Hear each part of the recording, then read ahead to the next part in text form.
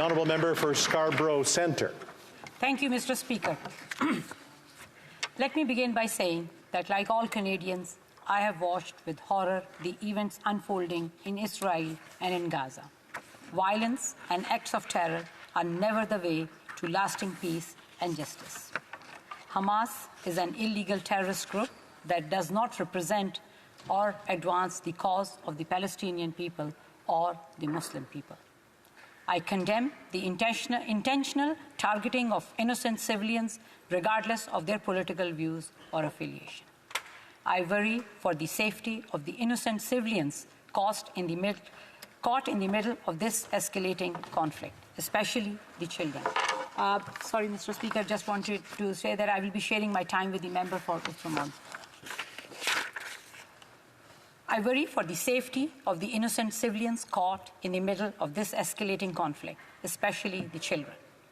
I'm also concerned about rising incidents of Islamophobia and antisemitism here in Canada.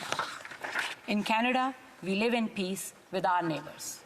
While we worry for our friends and loved ones overseas, we must treat each other with patience, kindness, and understanding. My prayers are with all those deeply worried and traumatized by the events in Israel and Palestine. As a mother, I worry about the trauma so many children must be experiencing. I know everyone has been traumatized by the news of the attack on a Muslim family in Chicago and the death of a 6-year-old boy targeted because they are Muslim. As a mother, I worry for the safety of my own children when they go out to eat, play basketball, or go to work. We are all worried.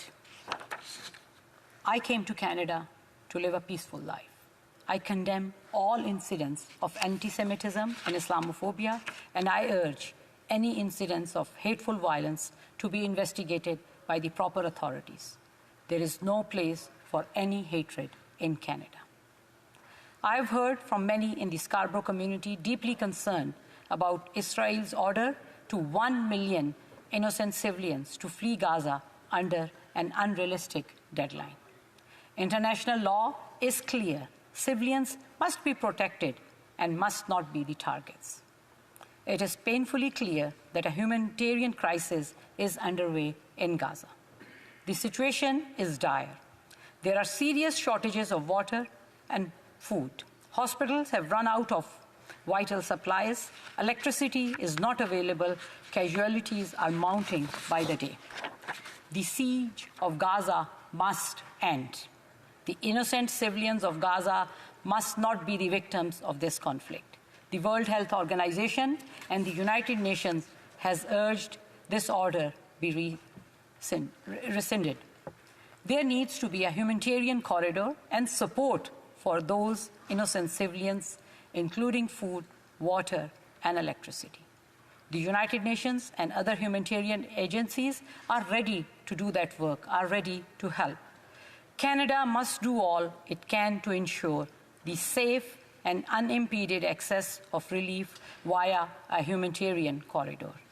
I urge Canada to be a voice for an immediate ceasefire, the end of all violence, and the return of all hostages home to their families. While our focus is on the immediate crisis and the protection of the innocent civilians of Gaza, the West Bank, and Israel, we must not lose sight of the need to end the cycle of violence. And the only way to do that is through dialogue. History has shown us that war and violence is never the way to peace and justice. Canada has long been a proponent for a two-state solution, a free and democratic state of Israel and a free and democratic state of Palestine living side by side in peace. Sadly, that dream seems to slip further and further away every day, and yet I don't know what other option for a better future there could be. Canadian policy is also clear. Israeli settlements in the occupied territories are a violation of the Fourth Geneva Convention and constitute a serious obstacle to achieving a comprehensive, just, and lasting peace. And I again call for Canada to recognize the jurisdiction of the International Criminal Code. All those guilty of war crimes must face international justice. When I speak to the members of the Palestinian community. I speak, Mr. Speaker, they are tired. They are in pain. They feel their future has been on hold for generations. They feel their freedom has been denied. They just want what all of us want, what all of us take for granted, to be able to work, walk their children to school, to be able to go to work, to be able to give their next generation a better future without security checkpoints and constant worry. They yearn for hope, Mr. Speaker, but so many, too many, are without hope. They can't see a better future for their children. Let Canada be a voice for hope. Thank you, Mr. Speaker.